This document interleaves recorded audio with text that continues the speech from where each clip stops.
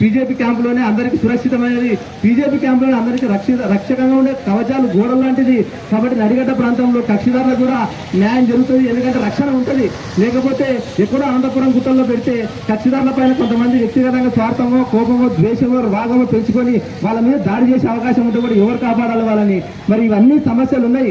మరి రవాణా సమస్య ఉంది, అక్కడ ఫుడ్ సమస్య ఉంది, అక్కడ ఏదైనా టైప్ చేసుకోవాలన్నా, ఏదైనా జిరాక్స్ తీసుకోవాలన్నా, లేకపోతే ఏదైనా నోటు తయారు చేసుకోవాలన్నా కూడా మళ్ళీ జిల్లా కేంద్రానికి గురికొచ్చే పరిస్థితి ఉంటుంది. మళ్ళీ అడిగి పోయిన తర్వాత కూడా వీళ్ళంతా అంటే వ్యాపారస్తులు ఒక నోటు కొడితే 1000 రూపాయలు అడిగే పరిస్థితి ఉంటుంది. అంటే ఎందుకంటే అక్కడ లేదు, గత్యంతా లేదు, 1000 అడిగి వేయాల్సిందే, 2000 అడిగి వేసి ఒక నోటర్కి. కానీ అదే జిల్లా కేంద్రంలో ఉంటే అన్ని టైపిస్టులు ఉంటారు, కంప్యూటర్లు ఉంటారు, అంత జిరాక్స్లు ఉంటాయి. కాబట్టి 10 రూపాయలు 20 రూపాయలు ఇస్తే ప్రింట్ చేసి ఇస్తే వారికి న్యాయం జరుగుతుంది. మరి కోర్టుకు వచ్చే కక్షిదారు దగ్గర ఛార్జ్ కూడా డబ్బులు ఉండవు. ఒకసారి వాడు 100 రూపాయలు 200 300 ఇవ్వాలంటే యాడికి వెళ్ళిస్తాడు? ఇవన్నీ దృష్టిలో పెట్టుకొని కూడా జిల్లా కలెక్టర్ గారు కూడా ఖచ్చితంగా ప్రజల వైపే పనిచేయాలని మరి మేము కోరుకుంటూ ఉంటున్నాం. ఎందుకంటే సరే పాలకులు చెప్పినప్పటికీ మీ మీద ఒత్తిడి ఉన్నప్పటికీ మీరు ఆ బీజేపీ క్యాంపులో ఉన్న 60 ఎకరాల స్థానంలోనే మీరు మొత్తం శ్వేతపత్రం విడుదల చేయండి. మీరు కళ్ళబొల్లి శ్వేతపత్రం కాదు, ఒరిజినల్ గా విడుదల చేయండి. ఏ దానికి ఎంత కేటాయించినారో చెప్పాలని డిమాండ్ చేస్తూ ఉంది ఇలా గద్వాల జిల్లా ప్రాంతం. మరి దీన్ని అంతా దృష్టిలో పెట్టుకొని మీరు అంతా పనిచేయాల్సి ఉంటే మరి మీరు పాలకులు వంట పాడుతూ పాలకులు ఏది చెప్తే స్క్రిప్ట్ రాసిస్తే మీరు చదవడం సమంజసం కాదు. ఒక ఐఏఎస్ కలెక్టర్ గారు మీరు విద్యా వ్యవస్థ పైన కమాండింగ్ ఉండాలి, ప్రజల పైన తెలిసిన వాళ్ళు, న్యాయ వ్యవస్థ పైన తెలిసిన వాళ్ళు, పరిపాలన పైన తెలిసిన వాళ్ళు మీరే వంట తిప్పకూడపోతే ఈ ప్రజలు ఆగమయ్యే పరిస్థితి ఉంది. పాలకులు వస్తూ ఉంటారు, పోతూ ఉంటారు, ప్రజలు నిరంతరం పనిచేస్తూ ఉంటారు. కాబట్టి ప్రజల కోసం మనమంతా పనిచేయాలని ఈరోజు న్యాయవాదులు స్వచ్ఛందంగా వాళ్ళు 11 రోజులు ఇవాళ దీక్ష కొనసాగిస్తూ ఉంటే బాధాకరం అనిపిస్తుంది. న్యాయం చేసిన న్యాయవాదులు రోడ్ల మీదకి వస్తే మరి కక్షిదారులు ఎవరిని అడగాలి?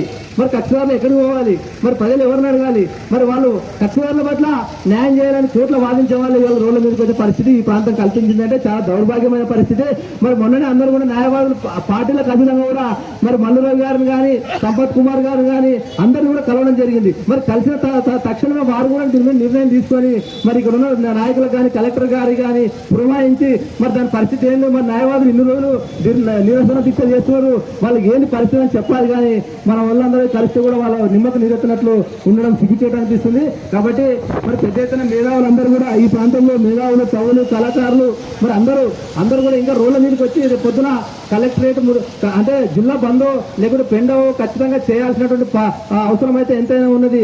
ఎంతకైనా మా విద్యార్థి విభాగం కూడా సపోర్ట్ చేస్తూ ఉన్నది. కొంతమంది ఏదో స్వార్థమైన వాళ్ళు అక్కడికి పోయి ఏదో మాట్లాడుతూ ఉన్నారు, కానీ అది తప్పు.